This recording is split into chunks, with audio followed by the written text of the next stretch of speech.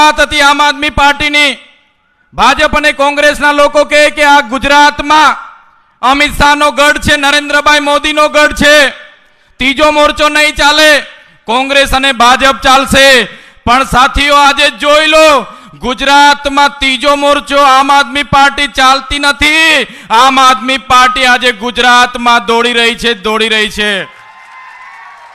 આમ આદમી પાર્ટીના કાર્યકરોની તાકાત છે.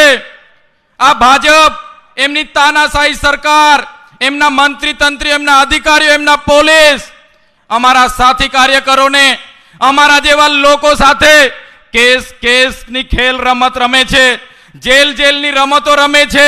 અમને જેલમાં નાખવાની વાતો થાય છે, ખોટી એફઆઈઆરો કરે છે. પણ એ તાનાશાહી ભારતીય જનતા પાર્ટીને અમે કહેવા માંગીએ છીએ, અમે તમારાથી, તમારી જેલોથી ડરવા વાળા લોકો નથી, અમે તમારી સામે લડવા વાળા લોકો છે. લડીશું.